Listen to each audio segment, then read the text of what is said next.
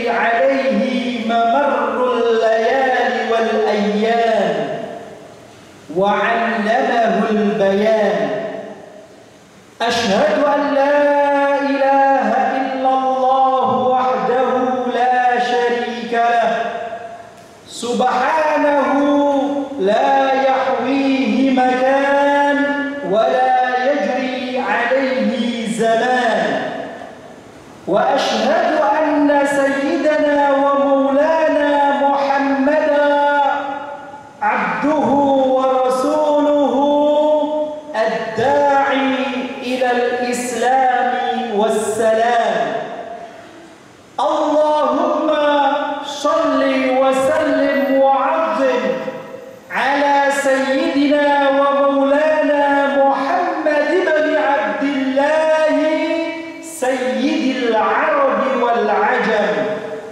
وعلى آله وأصحابه ومن تبعهم بإحسان أما بعد فيا عباد الله أوصي نفسي أولا ثم أوصيكم بتقوى الله وطاعته فقد فاز المتقون قال الله تبارك وتعالى يا أيها الذين آمنوا اتقوا الله حق تقاته ولا تموتن إلا وأنتم مسلمون وقال أيضا يا أيها الذين آمنوا اتقوا الله وقولوا قولا سديدا يصلح لكم أعمالكم ويغفر لكم ذنوبكم ومن يطع الله ورسوله فقد فاز فوزا عظيما Alhamdulillah, puja dan puji syukur kehadirat Allah Subhanahu wa Ta'ala.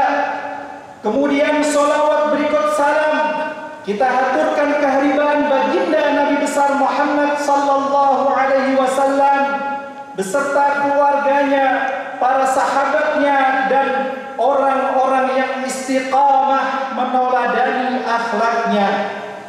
Hal yang pertama dan utama, khatib berwasiat kepada diri khatib pribadi, kemudian kepada hadirin sekalian untuk senantiasa meningkatkan kadar kualitas dan kuantitas iman dan takwa kepada Allah Subhanahu wa Ta'ala.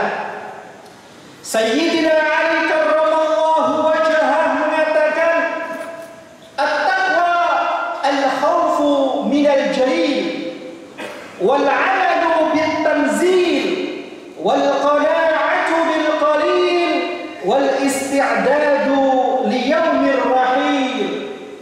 Sayyidina Ali karramallahu wajhah, orang yang pertama masuk Islam dari sisi remaja, mengartikan takwa adalah al-khawfu minal jalil.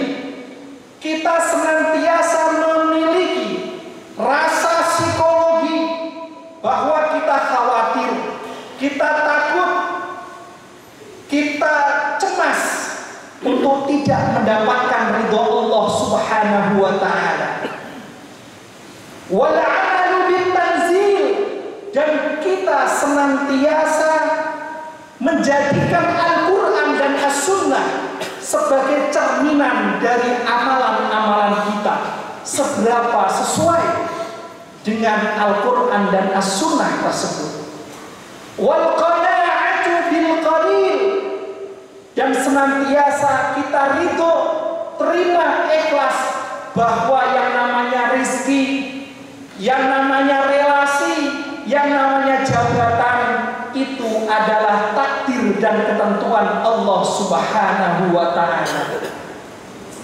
Yang terpenting al-isti'dadu li yaumir rahil, yaitu kita senantiasa mengumpulkan bekal, mengumpulkan sangu untuk persiapan ketemu Allah Subhanahu wa Ta'ala, untuk persiapan menghadapi kematian. Hadirin yang dirahmati oleh Allah Subhanahu wa ta'ala, di dalam perkataan Sayyidina Ali tersebut yang paling akhir disebutkan al-isti'dadu liyaumir rahil, persiapan untuk ar-rahil. Ar-rahil itu adalah kembali menuju kematian. Artinya hidup ini tiada lain adalah pengembaraan. Journey, adventure, itu adalah kehidupan. Kita masuk ke alam ruh, lalu berjalan menuju alam rahim, lalu berjalan menuju alam dunia, masuk ke balita, TK, SD, SMP, SMA, kuliah, menikah, memiliki anak, menikahkan dan sepuh, lalu meninggal menuju alam barzakh. Lalu alam barzakh menuju alam mahsyar. Lalu disitulah ketemu Allah untuk pertanggungjawaban.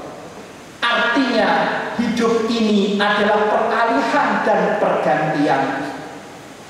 Hadirin yang dirahmati oleh Allah Subhanahu wa ta'ala, momen awal Hijriah pada hari ini, awal Muharram 1447 ini, hendaknya menjadi momentum kita untuk senantiasa berpikir bahwa kita bukanlah makhluk yang dinamis, yang diam, tetapi kita senantiasa bergerak menuju kesempurnaan, bergerak menuju Sang Pencipta. Oleh karena itu, manusia sebagai makhluk yang diliputi oleh waktu dan kesempatan. Orang akan paham akan waktu dan kesempatan ketika ia menghadapi kesibukan, deadline, urusan ini dan itu, sementara kakinya cuma 2, tangannya cuma 2. Begitu pula waktu dan kesehatan itu akan menjadi berharga ketika kita tenar tertidur di ruang ICU atau di ruang rumah sakit untuk perawatan. Barulah kita sadar banyak waktu yang kita abaikan, banyak kesempatan yang kita lalaikan, banyak kesehatan kita nggak perhitungkan. Hadirin yang dirahmati oleh Allah Subhanahu wa ta'ala, oleh karena itu di banyak ayat Allah mengingatkan kita akan waktu. Wal fajr, demi waktu fajar, walayalin asr, wasyaf'i idza watar, dan seterusnya. Wadduha, wal laili idza saja, dan seterusnya. Lalu di paling akhir, wal asr, demi masa, demi waktu. Innal insana lafi khusr, manusia itu dalam kerugian. Kenapa? Karena persoalan waktu. Kenapa? Karena nggak bisa menggunakan waktu dan kesempatan. Kenapa? Karena nggak bisa memanfaatkan waktu dan kesehatan. Maka yang tinggal hanyalah pertanggungjawaban amal-amal kita. Hadirin yang dirahmati oleh Allah Subhanahu wa ta'ala, manusia saat ini sedang disaingi oleh satu mesin yang disebut AI, Artificial Intelligence, yang kemudian AI ini nanti bertransformasi untuk menantang apa yang disebut otoritarians daripada manusia, otoritarians daripada kepakaran ilmu. Apakah manusia akan digantikan oleh mesin ini, AI ini? Yang jelas manusia diberi oleh Allah waktu, kesempatan, akal, dan dituntut pertanggungjawaban, sementara mesin tidak. AI ini awal mula dari sebuah pertanyaan seorang pakar dari Inggris yang bernama Alan Turing, yang lahir tahun 1912 dan wafat tahun 1954, yang mengatakan, can the machine think, apakah mesin itu bisa berpikir? Lalu disitulah muncul AI. Akan tetapi ada perbedaan yang signifikan antara AI dengan manusia. AI tidak bisa memiliki yang namanya judgment dan decision, tidak bisa memiliki yang namanya kesimpulan, penghakiman, penilaian, dan terakhir adalah keputusan. Dia bergerak berdasarkan metadata yang mendominasi dirinya. Dia tidak bisa membedakan ini rasis atau tidak rasis, ini menyinggung ideologi atau tidak menyinggung ideologi. Dia tidak bisa. Oleh karena itu, maka manusia yang diberi pertanggungjawaban, karena manusia memiliki kemampuan untuk berpikir dan menilai, berpikir dan memutuskan, berpikir dan menjustifikasi, berpikir dan melakukan sesuatu yang lebih. Oleh karena itu, AI bukan pesaing manusia, tetapi manusia wajib hukumnya menjadi pengontrol, memberi etika dan moral bagi penggunaan AI ini. Kenapa? Karena AI tidak dimintai pertanggungjawaban Tuhan, tetapi manusialah yang dimintai pertanggungjawaban Tuhan. Hadirin yang dirahmati oleh Allah Subhanahu wa Ta'ala, amalan kita setelah lewatnya waktu tinggal pertanggungjawaban dan memori kenangan. Tetapi Islam mengajarkan amalan kita akan kembali kepada kita, akan dipertunjukkan pada kita, mau suka mau tidak akan nampak oleh kita, meskipun hal itu telah berlalu. Setidaknya ada 3 kesempatan. Yang pertama adalah saat manusia mengalami sakaratul maut. Wajaat sakaratul maut bil haqq, dzalika ma kunta minhu tahi. Ketika sekarat itu datang, yang mungkin orang abai, orang lalai, bahkan mengingkari sakaratul maut. Nah, kemudian di 2 ayat selanjutnya, laqad kunta fi ghaflatin min hadza fakashafna anka ghita'aka fabasaruka al-yawma hadid. Ketika sakaratul maut, mau tidak mau, Allah tampakkan amalan kita. Allah tampakkan hal-hal yang dulu kita lalaikan. Ditampakkan setajam pisau, setajam silet. Artinya sangat jelas sekali.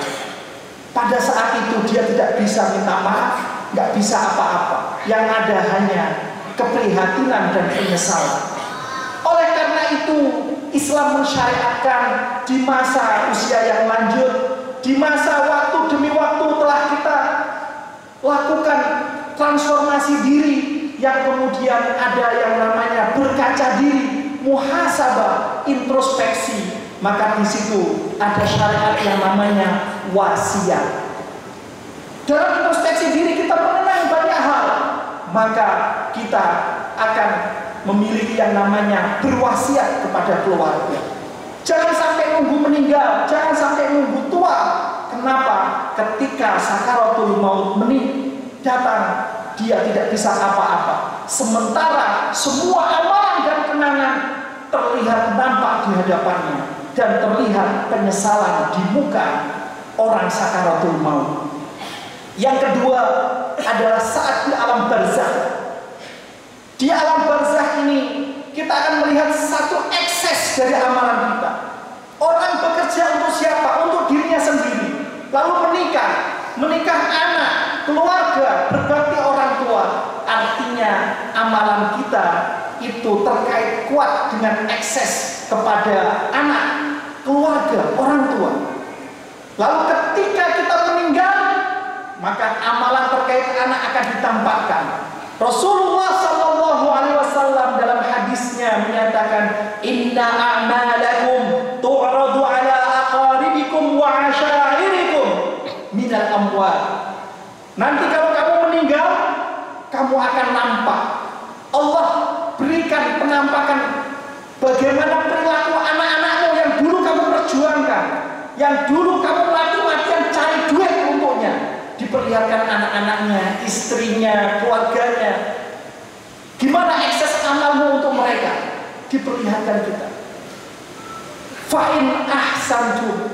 Kalau amalan mereka itu bagus, amalan anak-anak kita bagus di dalam alam kubur, maka ia akan gembira. Fa'in kana ghairu dzalik. Apabila tidak demikian, maka dia cuma penyesalan. Allahumma la tumithum. Ya mudah-mudahan saja Allah kasih hidayah hatta tahdiyahu. Artinya amalan kita terkait anak-anak kita, investasi-investasi kita berupa kebaikan itu akan nampak saat kita di alam barzakh. Diperlihatkan perilaku mereka. Apakah rebutan warisan? Apakah warisan kita itu menjadi kebaikan atau menjadi sumber malapetaka? Itu akan nampak, dan yang tinggal adalah kesedihan, keprihatinan, ataukah kegembiraan. Yang ketiga, amal kita ditampakkan nanti saat yaumul hisab. Faman ya'mal mithqala dzarratin khairan yarah wa man ya'mal mithqala dzarratin syarran yarah. Sedikit apapun amal kita, sebiji zarrah sekalipun, sebiji ion sekalipun, itu akan ditampakkan oleh Allah. Kalau bagus, ya nampak bagus. Kalau buruk, akan nampak buruk. Maka pada yang ketiga ini, amalan ditampakkan sedetil-detil mungkin. Pertanggungjawaban akan diminta sedetil-detil mungkin. Pasti itu. Karena dalam hadis Nabi dinyatakan, ya ashabi atadrun mal muflis, wahai sahabatku, tahu nggak apa itu orang bangkrut? Sahabatnya menjawab, al muflis la mala dirham wala mata. Orang bangkrut itu yang nggak punya uang, nggak punya modal, nggak punya aset, nggak punya dia. Itu orang bangkrut. Kata Nabi, al muflisu may ya'ti yaumal qiyamah bi salatihi wa shaumihi wa zakatihi. Orang bangkrut itu orang yang datang di hari kiamat, bangga dengan pahala sholatnya, bangga pahala puasanya, hajinya, zakatnya. Wa ya'ti, dan ia datang juga bawa qad syatama haza. Ia pernah lidahnya melukai orang, lidahnya menyakiti orang. Wa qadhafa hadza, pernah memfitnah, menuduh-nuduh orang. Wa akala mala hadza, dan mulutnya, tanda tangannya pernah makan hak orang lain. Wa daraba hadza, tangannya pernah mukul orang lain, mau mukul pakai tangan atau mukul pakai tanda tangan. Wa qatala hadza, atau dia telah membunuh orang. Fayuta hadza min hasanatihi wa hadza min hasanatihi. Lalu kebaikan tadi, pahala, sholat, zakat, semua tadi akan dihitung. Nah, masih ada tanggung jawab, kasih dia. Tanggung jawab satu lagi, kasih dia. Kebaikannya dikasih semua kepada orang yang tadi minta pertanggungjawaban tadi. Fa'in fa'inat hasanatuhu, kalau kebaikannya habis karena hitung-hitungan tadi, min qabli ayyubda ma'alaihi, sebelum selesai apa yang jadi tuntutan, apa yang jadi pertanggungjawaban, ukhidha min khatayahum faturihat alaihi wa turihat finnar. Maka keburukannya, dosanya akan ditimpakan ke dirinya. Makin banyak, makin banyak, makin banyak. Akhirnya ia masuk ke lubang neraka. Kenapa? Karena pahala sholat, pahala zakat, pahala haji kalah oleh hitung-hitungan, kalkulasi, akuntabilitas yang dibawa oleh Allah di hadapan kita soal pertanggungjawaban amal. Oleh karena itu, di momen tahun baru ini, usia makin lanjut, kita makin mendekati kematian, kita mendekati tua, lemah, dan sepuh. Oleh karena itu, berpikirlah soal waktu, berpikirlah tentang amal kebaikan kita, dan amal urusan-urusan yang perlu ditunaikan. Yang hutang segera dilunasi, yang punya janji segera ditunaikan, yang dulu waktu kuliah, waktu sekolah makan gorengan 5, ngaku 2, segera selesaikan. Karena itu semua akan ada hitung-hitungannya. Mudah-mudahan Allah ampuni segala salah dan khilaf kita, berikan kita penerangan ilmu pengetahuan yang betul-betul mencerahkan dan bermanfaat. Barakallahu li wa lakum wa nafa'ani wa iyyakum bima fihi minal ayati wadh-dhikril hakim wa taqabbalallahu minni wa minkum tilawatahu innahu huwas sami'ul 'alim. Aqulu qawli hadha wa astaghfirullahal 'azim li wa lakum wa lisa'iril muslimin والمسلمين والمسلمات والمؤمنين والمؤمنات الأحياء منهم والأموات فاستغفروه إنه هو الغفور الرحيم. اللهم صل وسلم على سيدنا مولانا محمد وعلى آل سيدنا محمد.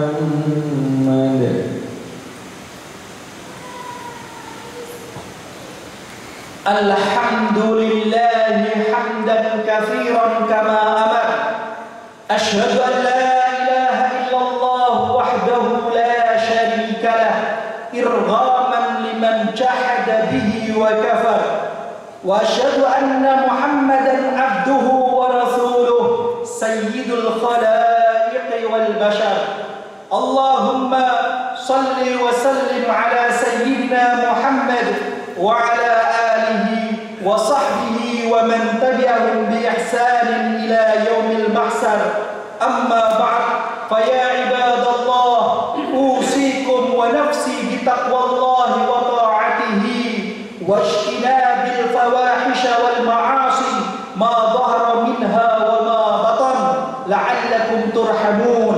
عباد الله، اعلموا أن الله أمركم بأمر بدأ به بنفسه وثنى بملائكته المسبحة بقدسه وبث فيكم أيها المؤمنون من إنسه وجنه، وقال من هو بقوله عليما إجلالا لقدر نبيه وتكريما: إن الله وملائكته يصلون على النبي يا أيها الذين آمنوا صلوا عليه وسلموا تسليما. اللهم صل على محمد وعلى آل محمد كما صليت على إبراهيم وعلى آل إبراهيم، وبارك على محمد وعلى آل محمد كما باركت على إبراهيم وعلى آل إبراهيم في العالمين إنك حميد مجيد. وارض عن أصحابه الكرام الخلفاء الراشدين أبي بكر وعمر وعثمان وعلي، وارض الله عنا معهم برحمتك يا أرحم الراحمين. اللهم اغفر للمسلمين والمسلمات والمؤمنين والمؤمنات الأحياء منهم والأموات. اللهم اهدنا صراطك المستقيم، صراط الأنبياء والمرسلين. اللهم اهدنا صراطك المستقيم، صراط العلماء والأولياء والصالحين. اللهم حبب إلينا الإيمان وزينه في قلوبنا، وكره إلينا الكفر والفسوق والعصيان، واجعلنا من الراشدين. اللهم ألهمنا علما نفهم به أوامرك ونواهيك، وارزقنا فهما نعلم به كيف نناجيك يا رب العالمين. اللهم أغننا بالعلم وزينا بالحلم وأكرمنا بالتقوى وجملنا بالعافية يا أرحم الراحمين. اللهم ادفع عنا البلاء والوباء والمحن والفتن ما ظهر منها وما بطن عن بلدنا هذا إندونيسيا وعن سائر بلدان المسلمين عامة، إنك على كل شيء قدير. اللهم حبب إلينا إندونيسيا وصحها وبارك لنا في صاعها ومدها، وأذب عنا البأساء والضراء والفقر برحمتك يا أرحم الراحمين. آمين آمين آمين يا رب العالمين. عباد الله، إن الله يأمر بالعدل والإحسان وإيتاء ذي القربى وينهى عن الفحشاء والمنكر والبغي يعظكم لعلكم تذكرون. فاذكروا الله العظيم يذكركم واشكروه